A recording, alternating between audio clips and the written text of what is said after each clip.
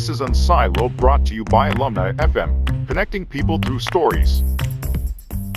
Hi, this is Greg LeBlanc. Welcome to Unsiloed, and I'm here today with Gerd Gigerenzer, who is the director of the Max Planck Institute for Human Development, which is in Berlin, and is the author of many books, most of which I've read, including this one. This is the most recent book, Risk Savvy, How to Make Good Decisions, which covers a lot of territory that you discuss in more detail in some of your other books, like Gut Feeling, Calculated Risk, Reckoning with Risk, Bounded Rationality, Adaptive Toolbox, and Simple Heuristics That Make Us Smart. I think that was the first one that I read probably 20 years ago or so when it first came out. Welcome, Gerd.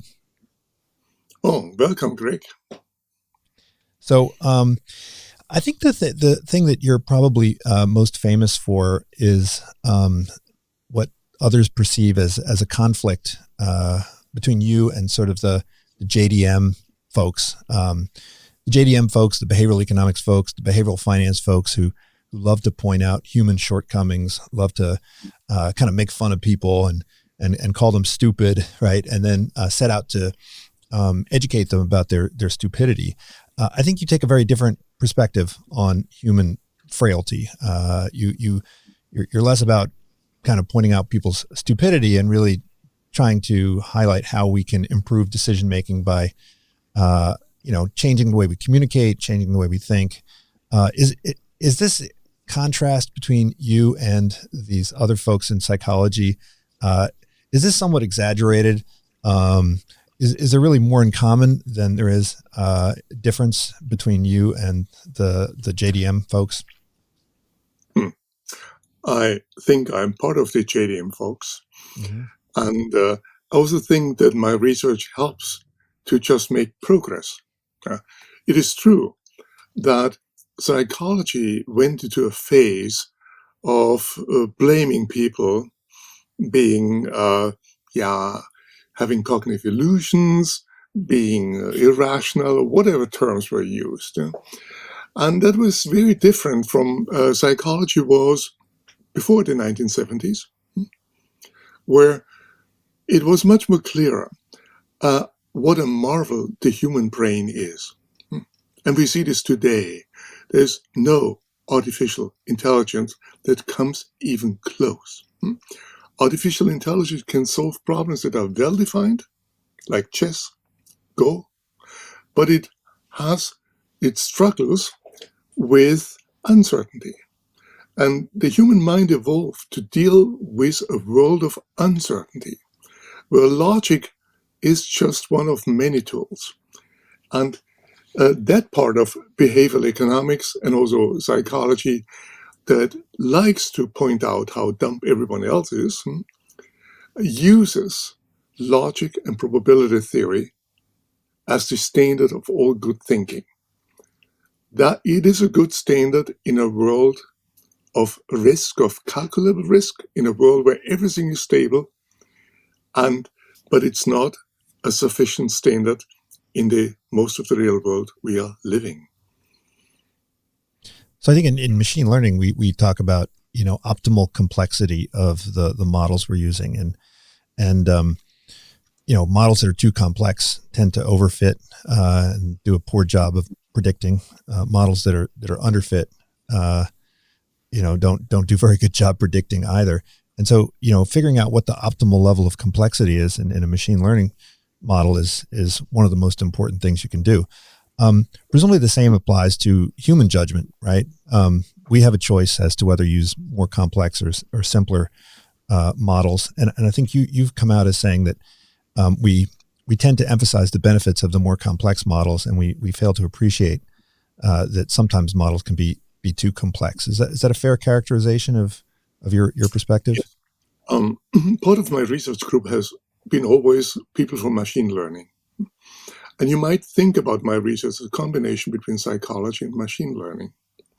So we are testing simple heuristics against the most complex machine learning tools, such as random forest.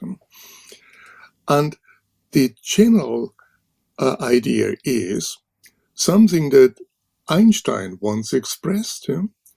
Try to make your model simple, but not too simple. You have to scale down. There's usually an inversely shaped U function between over the complexity, and if you make it too simple or too complex, you will lose.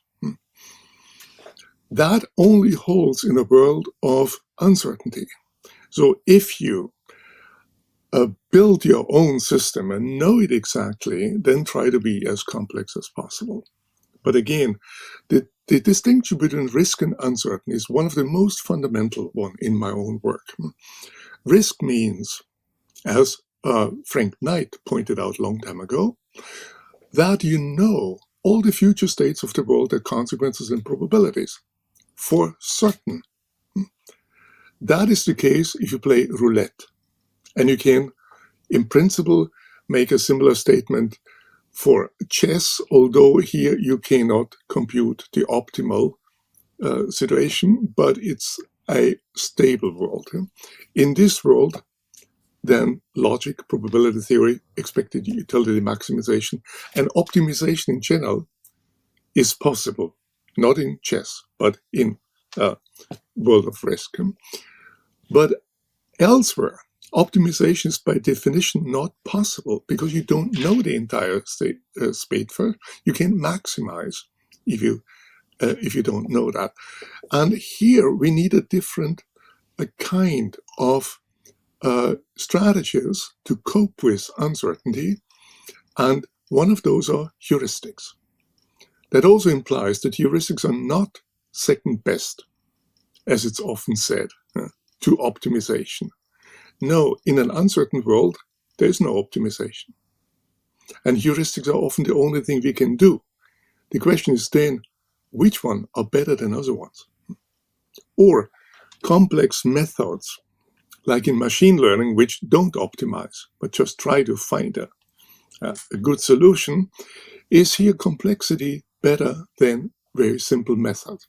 And that's the question of ecological rationality, because you need to decide this by looking and studying your problem that you have.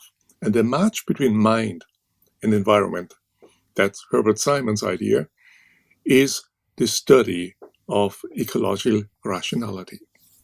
But this is a very different point, though, than the Herb Simon point, that sometimes you just lack the computational resources, or the cost of the speed that you need to process the information is not adequate, and so you fall back on a heuristic. I mean, this is a very different argument that you're making, because in that case, then presumably that when the cost of processing the data and the data set gets bigger, and then you would just increase the complexity and fall back on something that's less heuristic like.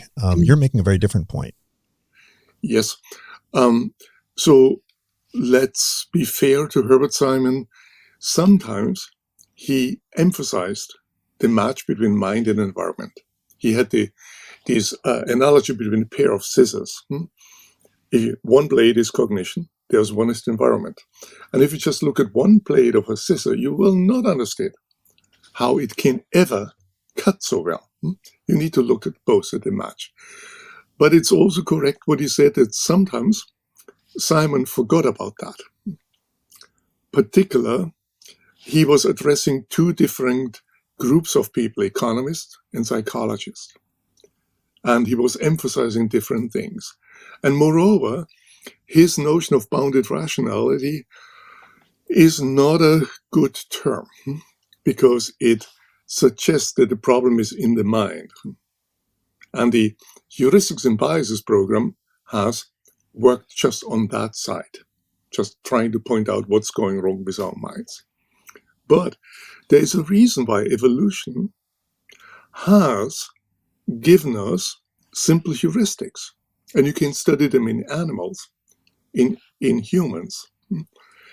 And it is because in a world of uncertainty, a mind that would analyze every detail would not only never make a decision, but also overfit.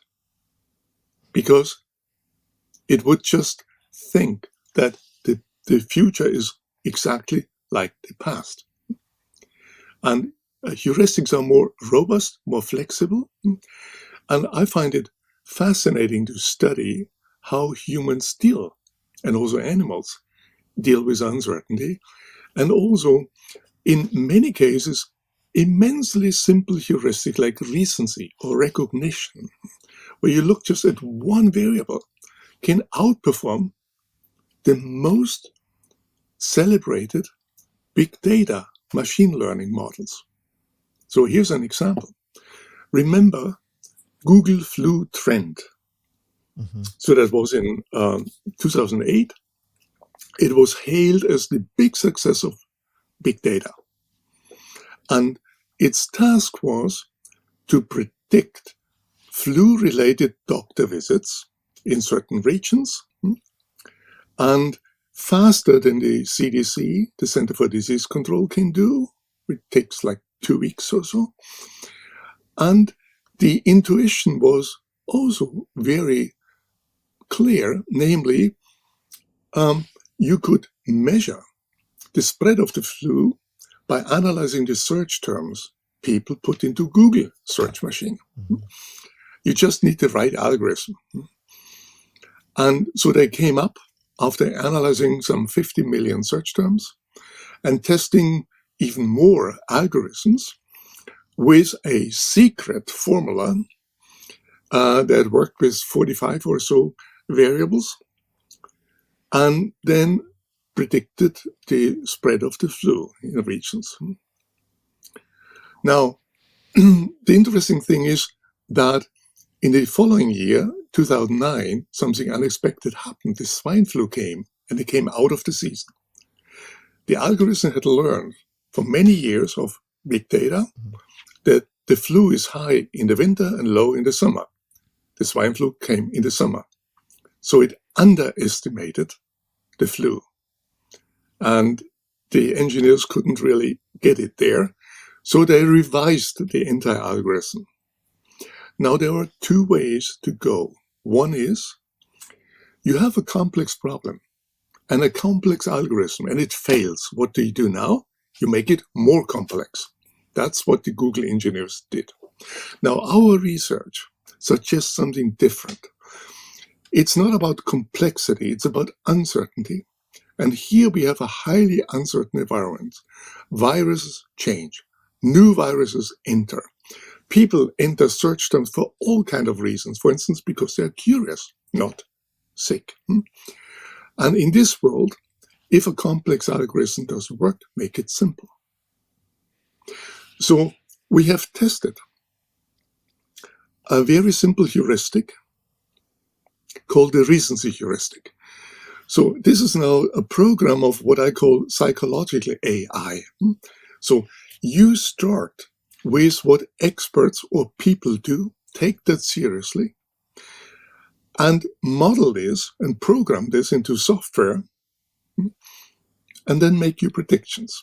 So we know since the 19th century from psychological research, starting with the law of recency, that people in a volatile, uncertain world, they don't take all the data they have, but only the most recent piece. And the recency heuristic we designed takes only the most recent one. So in this case, the last report about the last number of flu-related doctor visits in a region.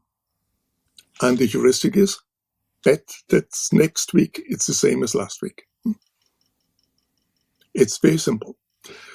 We tested that over the entire 8 years that Google flu trends existed. And the recency heuristic halves the error of the big data algorithm that uses in its updated version 160 variables or so. So the simple heuristic with just one data point, you can predict better than with big data.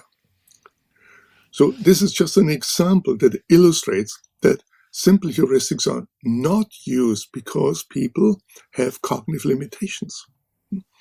They're used because in a highly uncertain world, you need to make it simple. And often to find the right heuristic is you study how the human brain acts in such a situation. So here is something that the Chris Anderson, when he talked about the great success of Google Flu Trends, making generalizations that science is over, correlation is everything, causation, we don't need, the end of theory. And he suggested that this is what science can learn from Google. So I put it the other way around. What can Google engineers learn from science? In this case, in such a situation, don't make it more complex. Make it simpler. So how do we know ahead of time the type of model we ought to be using? Don't we need to kind of cast a very wide net to figure it out? I mean, the recency heuristic is one. In your book, you talk about how market forecasters, they seem to use recency, the recency heuristic, and of course they get it wrong, all the time. So you need to know ahead of time when it's appropriate and when it's not appropriate, or can you just try out a bunch of different decision rules and then figure out which one works best? Yeah. So I use so in my research group, I've always had people from about 10 different disciplines at one point of time, and that's very important to learn about heuristics. So people in machine learning have different ideas from evolutionary biologists who study animal decision making, and there are examples where heuristics that are used by animals are the same we use. Mm-hmm. So humans mainly use different heuristics. They use more social heuristics than most animals. That's our big difference. So we imitate. So we imitate the successful, or we imitate our peers, a very simple heuristic. And without it, human culture would not exist. And as Mike Tomasello has shown, the children imitate much more generally, much more precisely than any kind of apes ever do. And we need to take these assets that we have seriously. They also have, of course, their limits. You can imitate the wrong person. But to understand how human mind functions, it is important to cast your net widely and try to find out how the mind works and what tools it uses. Right. So figure out when there's a mismatch between the animal decision making and the environment, because the human environment today is very different from the human environment that we evolved in for many hundreds of thousands of years, right? Yeah. And that's very clear. And there are that's exactly the topic of ecological rationality, to study in what environments some of the heuristics work and they not work. So in recognition, name recognition is often a very good indicator for quality and many other variables. But at the same time, there's advertising, and there are advertising companies who just focus on one thing, namely increase name recognition in as many people as possible. So that's a kind of arms race going on between these things. And that's very interesting to see how this works. You mentioned that the experts are sometimes the problem. Maybe we can talk about the turkey illusion, which you've been alluding to, right? Which is the mistaking of uncertainty for risk, and particularly in financial markets. I teach a lot of courses on finance and financial engineering, and certainly in finance, the desire is to incorporate everything into quantitative modeling. So could you talk a little bit about how the experts might potentially be to blame when it comes to the popular misunderstanding of uncertainty versus risk? Yeah. So the turkey illusion is the following. So imagine you are a turkey. It is the first day of your life. A man comes and you fear he will kill me, but he feeds you. Second day of your life, the man comes again, you fear he might kill me, but he feeds you. Third day, same thing. According to standard models, such as Bayesian probability updating, the probability that he will feed you and not kill you goes up every day a little bit. On day 100, it is as high as ever before, but it's the day before Thanksgiving and you're dead meat. So the turkey was not in a world of risk where it knew all the possible states of the world. There were surprises. And the turkey illusion has been around with chickens and other animals in philosophy before. Nassim Taleb has talked about it. And it's probably humans who commit the turkey illusion, not turkeys. And the financial crisis is a good example for that. If you look back before 2008 at the volatility indexes, at all measures of trust in the market, they were going up, the measures of trust, volatility as they were going down, until shortly before the crisis. And in essence, the same type of mathematical models have been used, which basically calibrate on the past, it's usually a short time of past, and predict the future will be as past. But that doesn't work very well. And I'm working with the Bank of England, with Andy Haldane, who is the chief economist and others, to design tools that are simple enough in order to capture uncertainty and here to make the financial world a little bit more safer. So the tools that we have developed are so-called fast and frugal trees. That's our incomplete decision trees that just ask maybe 3 questions in order to predict bank volatility. And one immediately reacts, oh, but there are so many other factors. But exactly that's the problem. Getting all these factors in, estimating their parameters, and you are in an overfitting game.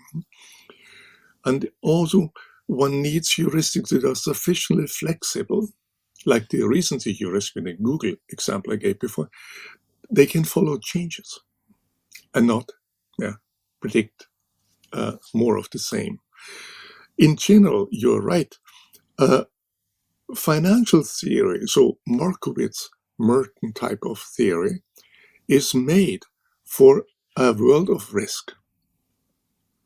And it will not work well in the real world of uncertainty. Or in other words, it will work well as long as nothing happens, but not then.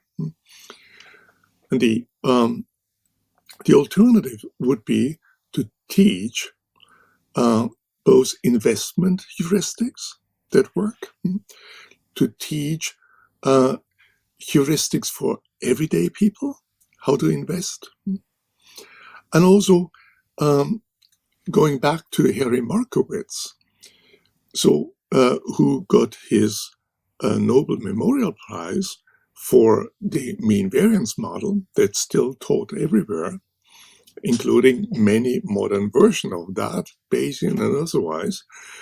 So when Harry Markowitz made his own investment in the time after his retirement, he used his Nobel Prize winning optimization method. So we might think, no, he did not. He used a very simple heuristic, one of the most elementary ones. It's called 1 over n. N is the number of assets or alternatives you want to invest in. And it just means divide equally. So if you have 2 options, then you do 50-50. There are a number of studies that have shown that in many situations, 1 over n makes more money as measured by Sharpe ratio and other standard indicators than mean variance, and also can hardly be beaten by more sophisticated models. But the real question is not whether 1 over n is better than mean variance or the other way around. The real question is that of ecological rationality.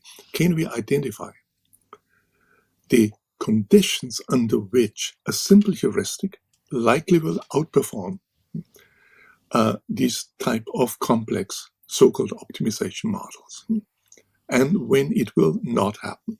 And for instance, one candidate for such a decision, for these conditions, is the size of the number n. So 1 over n has no free parameters. It doesn't have to estimate anything. It ignores all data. It's the opposite of big data. And while the complex techniques like Markowitz, they have to estimate parameters, and the number of parameters they have to estimate increases exponentially with n. So the more parameters, the more overfitting. So this is the kind of thinking. And we do not know. We have no complete answer to the question when 1 over n will outperform Markowitz and vice versa. But that's the kind of thing what I would wish that financial theorists go after. Mm-hmm. But of course, to do something like 1 over n, you have to figure out what the categories are, right? I mean, you can structure those categories in any way you want. You could have one group be stocks that begin with vowels and others, that begin with consonants, right? You could have fixed income versus equity. You could have international versus domestic, right? I mean, there's almost an infinite number of ways you could slice those assets into different buckets. So presumably the hard work is in deciding how to categorize those buckets, and then the easy thing to do is to apply the 1 over n rule. Right, but that is part of the ecological rationality question. Does it matter? Was it small size, big things? But I have seen too many talks, and I've participated where someone praised a very sophisticated financial model without ever testing it against something simple. So, for instance, when I gave a talk to a large financial conference on the value of simplicity, one of the people in the audience, he was the financial person of a large insurance society. He came up to me and said, "Okay, I will check that with my own data." And 2 weeks later, he came with his helper who had done the calculations, said, "We have reanalyzed our entire investments since 1969. We have worked with a number of recalibration methods. So 1 over n is no longer 1 over n after a year, so we have to redistribute it. And whatever method we used, it would have been a better investment than what we have done." So I asked him, "Are you now going to do a fund?" And actually, by the way, there are a number of 1 over n type funds meanwhile. He said, "Yes, but I need first to clarify something else with my colleagues. The customers might say, I can do that." Mm-hmm. So I was trying to calm him down and said, "Look, there's the entire question of ecological rationality, which we need to clarify. A simple heuristic is not simple. We need to find out in which environment that works. So what is the n? What is the type of n's? And so on." So there would have been lots to do.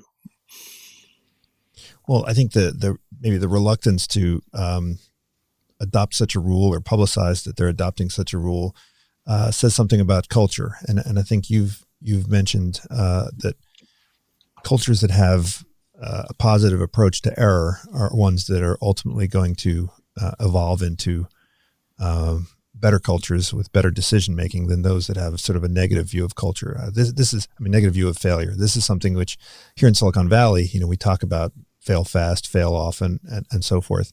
And I think the examples you use is, airlines versus hospitals. And I think you quote someone from the airline industry that's saying that if they had the error culture of a hospital, there'd be plane crashes every day. Can you talk a bit about what does it mean to have a positive error culture? Yeah. So a positive error culture assumes that errors can happen. If an error happens, it is taken as a piece of information in order to find out what's going wrong. A negative error culture assumes that errors must never happen. If an error happens, the idea is to cover it up, or if that doesn't work, to blame someone, to find who is guilty. And an example for positive error culture are the international aviation industry. So I've worked with Lufthansa, and the example that you just gave is from a conversation in a cafe in Munich I had with a doctoral student of mine who happens to be a captain in Lufthansa, and she and an official of Lufthansa plus the head of a hospital where this was the four of us. And the remark that you cited came from the head of Lufthansa, of these, the security part, addressing his good friend, the head of the hospital, and saying, look, if we had the error culture you have, we would throw down every day a plane or more.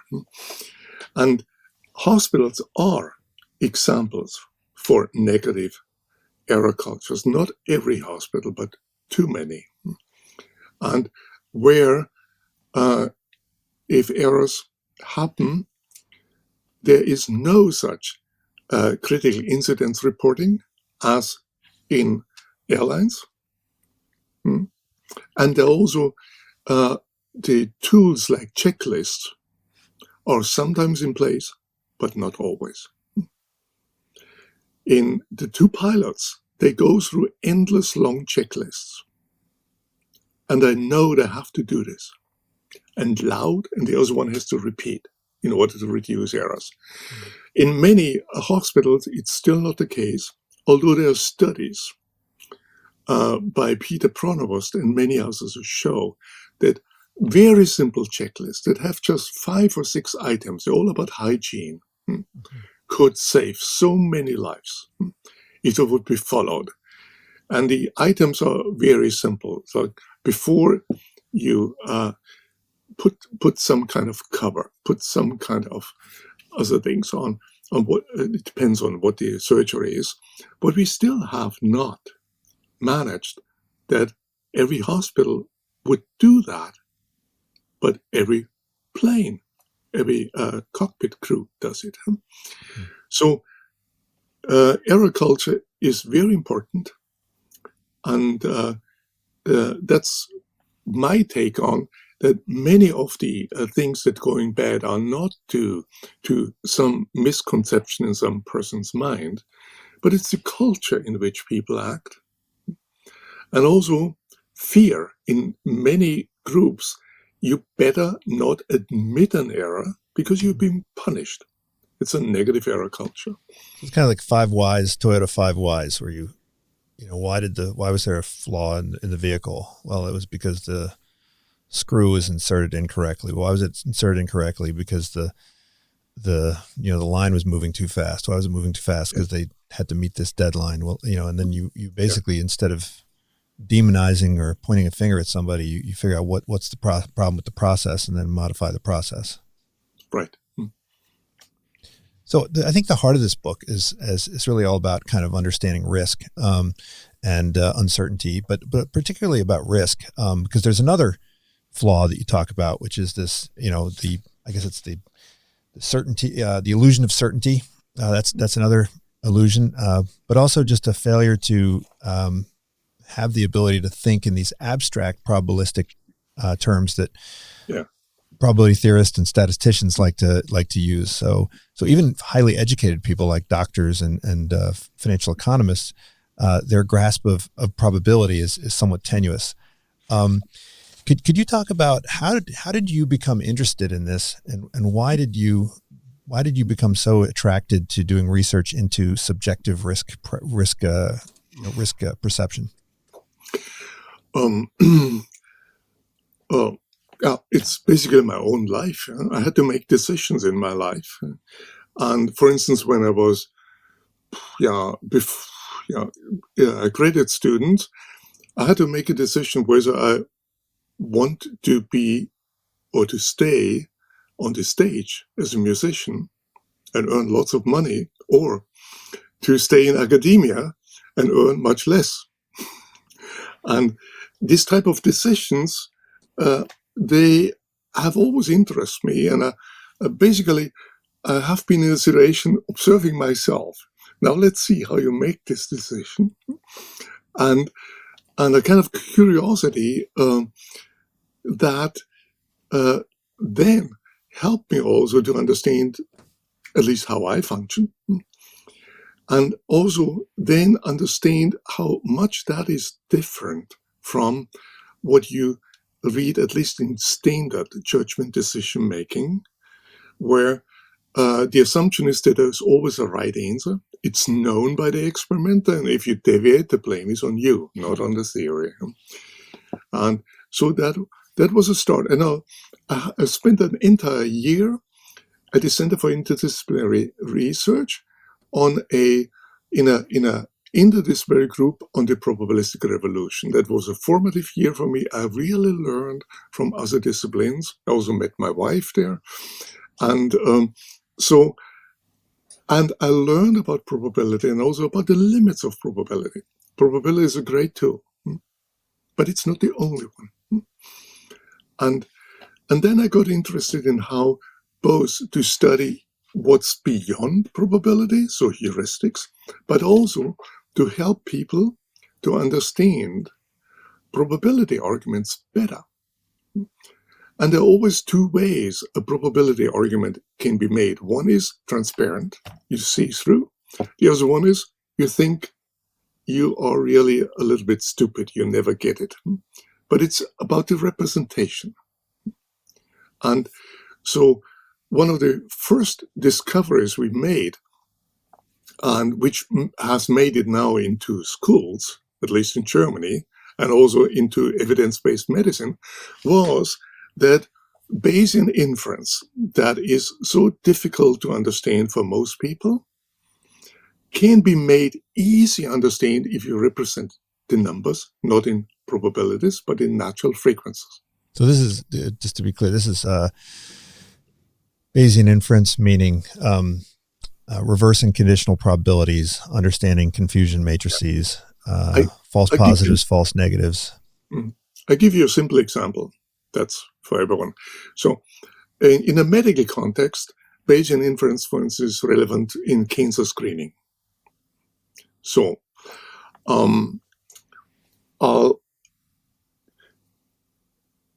assume, so I've trained about 1,000 doctors in continuing medical education in understanding numbers. And here is a case. I had about 160 gynecologists, and I started out the session. These are 90-minute sessions, and in very expensive hotels, everything paid for the doctors, but that's a different story. I started out giving a standard example. So assume you conduct mammography screening, and you know that in this region where you do it, the base rate of breast cancer is 1%, the probability that a woman tests positive if she has breast cancer is 90%, and the probability that she tests positive if she doesn't have cancer is 9%. So you have a prevalence of 1%, a hit rate of 90%, and a false positive rate of 9%. Now, there's a woman who just tested positive in this group. You know nothing about her, it's just screening. She wants to know from you, doctor, tell me, do I have now breast cancer, or how likely is it? 99%, 90, 50, please let me know. So what do you say? Tell her. Now, here are 160 gynecologists, typically in their 40s, in their 50s. It is a standard problem. They should know the answer. And if they don't know, I gave them the information in probabilities, conditional probabilities. What happened, most of them were looking down. I told them, don't look down. Look left and right. And you will see the others are also looking down. And it's not your problem. The problem is in the representation. And here is a different representation, which we call natural frequencies, which will help you immediately to see through. You just need to translate the numbers into natural frequencies. Here is how it goes. So think about 100 women, to make it simple. You always start with a class, not with a single one. 100 women. Now translate. We expect that one of them has cancer, and she likely tests positive. And from the 99 who do not have cancer, another 9 will likely test positive. So you have 10 who test positive. How many of those have actually cancer? 1 out of 10. It's easy to see. And with a few examples, the doctors understood suddenly how they can use this tool and how they can understand the situation better. So that's an example. In the 1970s and 80s, base rate neglect was a huge, one of the most prominent types of fallacies. And it is true, if the information is in conditional probabilities, most people can't do it. But the problem is not in the human mind. It's between the mind and the environment. And there is another way to represent the information, and it's actually the one in which the human mind evolved. There were no conditional probabilities before the 17th century. And so counting is something the human mind can naturally do.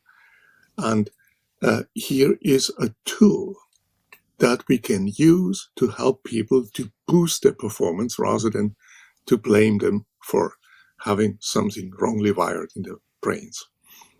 So it's not just doctors. I mean, most people are pretty bad with probabilities, at least in the abstract. And I can imagine it's an immense educational effort to try and educate doctors in how to make these inferences. Wouldn't it make a lot more sense just to kind of spit out some kind of implications every time a test is run, right? When that test is run, have the results get spit out of the software saying, look, here's the deal, right? Why require doctors to do the inference? Why don't we just make it really simple for them by giving them exactly the relevant information when the results are delivered? Yeah. That's called technological solutionism. Yeah. It would work if doctors would understand the result. But the problem is, if you don't understand the number that's spit out, you're lost. Mm-hmm. It's very similar with, we have now COVID-19. And then we learn that a certain vaccine has 90% efficacy. Another one has 70%. What does that mean? Nobody this knows is what basically that means. spit out. In my observation, most people misunderstand that. Mm-hmm. And the misunderstanding started a long time ago, last year. So this was before vaccines, when Dr. Fauci still hoped that it might be 50% efficient. And And then there was an NPR, a program where someone explained what that means. And he said, it means that out of 100 people who get vaccinated, 50% won't get the disease, and by implication, the others will. That's exactly what it doesn't mean. It's a reduction of those who are not vaccinated and get the disease to those who are vaccinated and get the disease. So this is an example, but the general answer is it does not help to have a machine that spits out numbers, and then humans don't understand what the numbers mean. So it seems like there's two problems. One is the one of communication, where the experts are really doing a bad job of communicating. And then the other is that they themselves don't really understand, so that they can't communicate it because they don't understand it. Yeah. So we're surrounded by numbers. During the COVID crisis, we're being bombarded with numbers every single day, just to decide what to do in the morning and where to go and where to, whether to wear a mask or whether to hose off your groceries. And people are relying on information that's being provided by the news media. Does the news media have an incentive to provide useful information, even if it could provide useful information? Isn't there a demand for fear and anxiety that trumps any demand for accurate information? If media have the primary goal to increase attention, which is the case for many, then they will try to not only to provide bad news over good news, alarmists over less alarmists, but also use numbers that frighten people. One example is the use of relative risk increases as opposed to absolute risk increases. So I've done a TED-Ed a program on relative risk versus absolute risk, which was just elected as the second best TED Talk worldwide in the last year. We'll be sure to link to it in this in the podcast. And it's the only TED Talk where I don't speak. But it's interesting that it has so much attention. Good. The point is, so here's a very simple example. The media reported some years ago that shark attacks increased by 100%. So assume you are now on the beach. Would you let your children in the water, or would you go surfing yourself? No, 100%. That's lots. So what it meant is that in the previous year, there were worldwide 6 deadly shark attacks, and it increased this year to 12. 6 is the absolute risk increase. 100% is frightening. So you always can choose between numbers. If you would say the shark attacks increased from 6 to 12 worldwide, you wouldn't get in the headlines. And healthcare is one area where relative risk increases, or also reductions, are always used to impress people or frighten them. And what we need, so one solution would be to tell editors and journalists, please report the absolute risks. But that doesn't help, because there is a different motive. If a journalist or editor has to get attention, that person cannot be blamed, has no chance. The solution is a different one. We need to make people risk savvy, so that they immediately ask, what is the absolute risk? Do you want to mislead me? So the moment we have smart people, then the problem is gone. I think, one problem is that when you make people suspicious and you give people doubt in the authority of the experts, then you can go completely in the opposite direction, right? So if the experts lose their credibility, if it's been discovered that they have distorted or diluted people in some way, then everything they say going forward is discredited. How do we strike that balance where people they're thinking for themselves, but they're also not completely ignoring the expertise that the experts have to offer?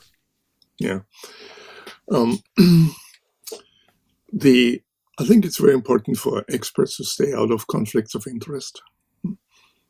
And it's also important for everyone who hears something to immediately look up who is paying the person. So if I would be paid by a pharmaceutical industry and not by Max Planck, that would be an information. But there's also a general problem. It's a problem of trust, because at the end, most of the things we believe we have never checked ourselves, and we cannot check ourselves. So we have to rely on trust.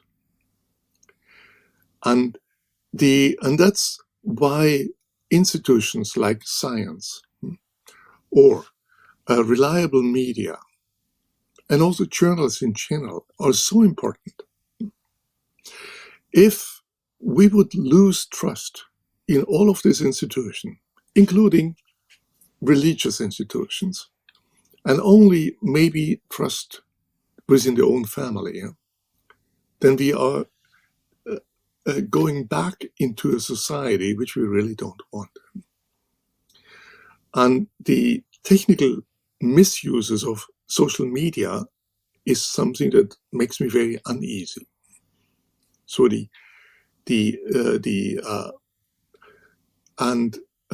much of this allows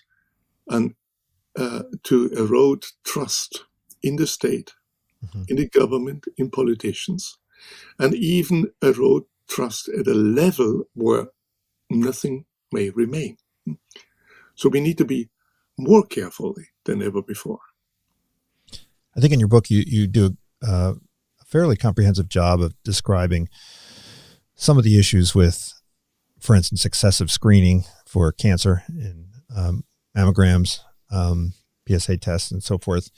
I think there's been some recent changes to try to reduce the amount of overscreening.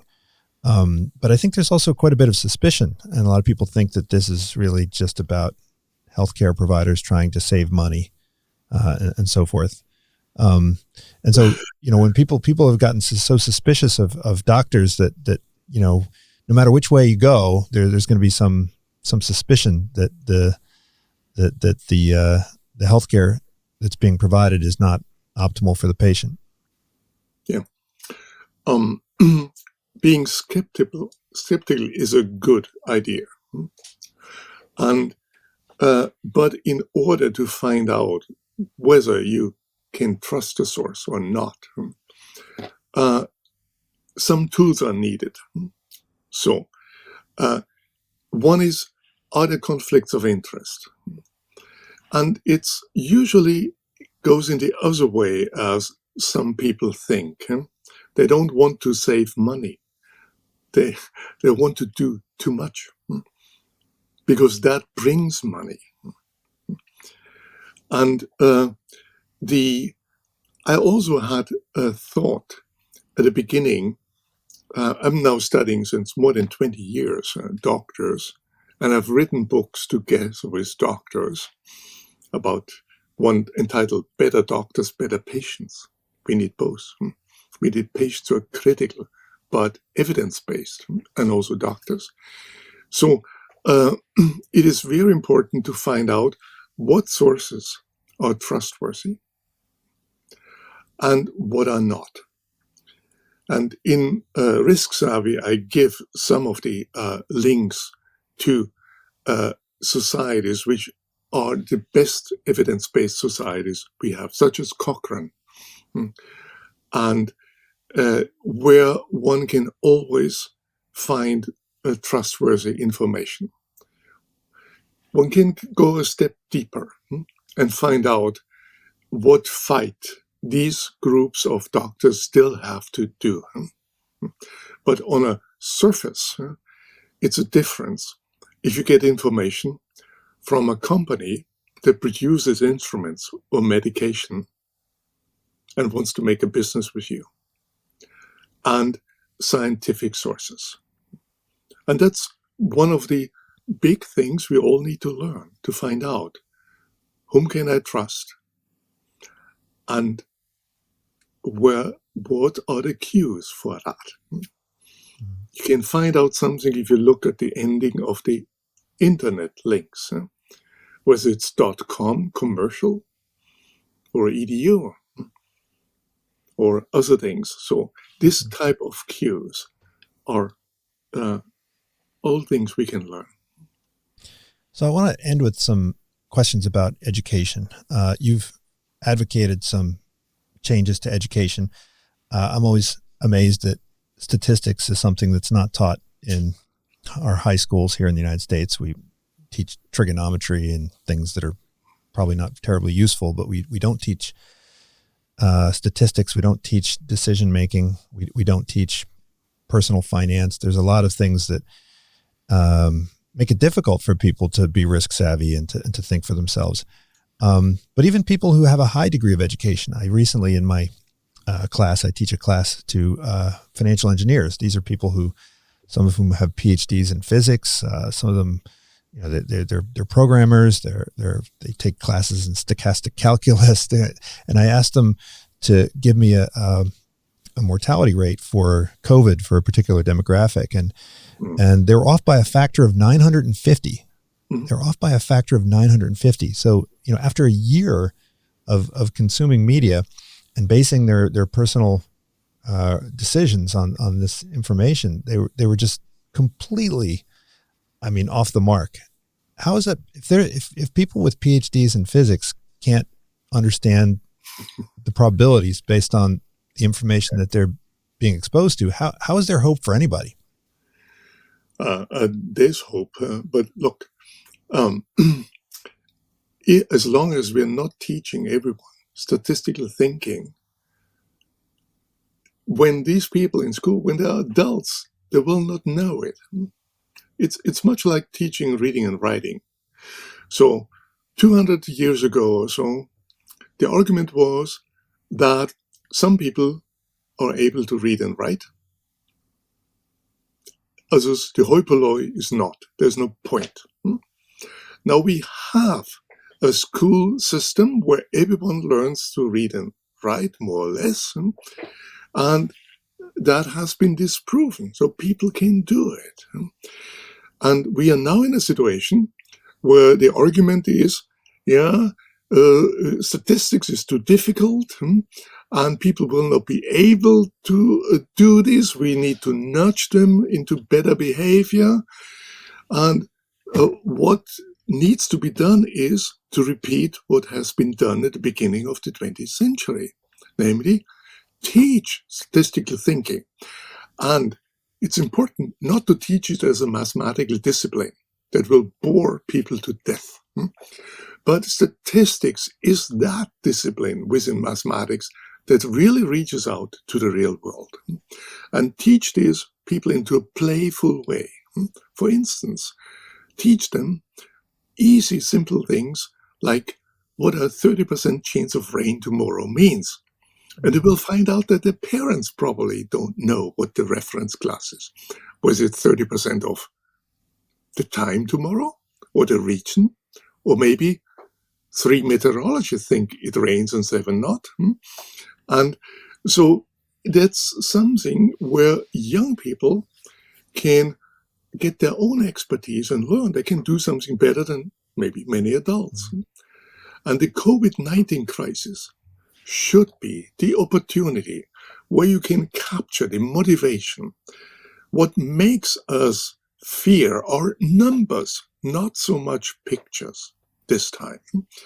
And that could be used in schools to teach what does R mean?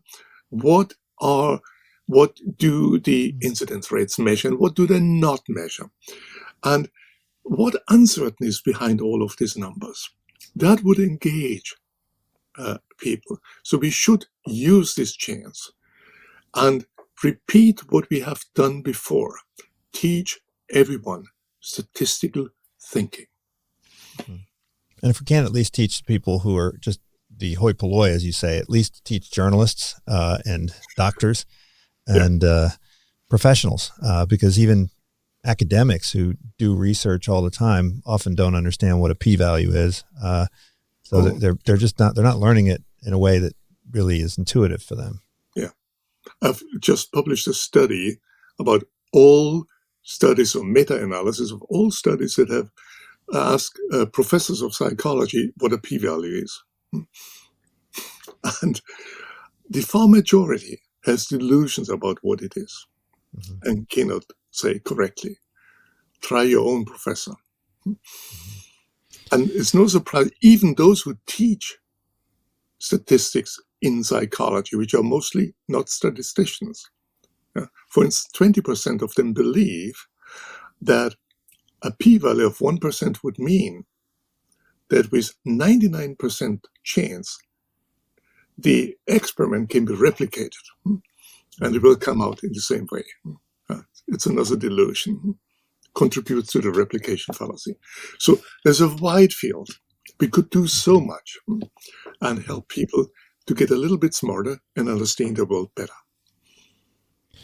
Well, thank you so much, Gerd. I think there is some progress. I think that you're making an impact. I think that statistics and quantitative reasoning is being incorporated into the teaching of medicine and some other disciplines, and we're starting to see more transparent communication around false positives and around unnecessary treatments like mammograms. So definitely make an impact. Thank you so much for joining me. I want to remind everybody, this is a great introduction to Gerd's work. Check it out, Risk Savvy. It's not just of academic interest, but it'll help you make better decisions, figure out how to get married, how to take a job, how to invest your portfolio, and all sorts of other things. Thanks so much. Appreciate it. It was a pleasure. This is Unsiloed, brought to you by Alumni FM, connecting people through stories.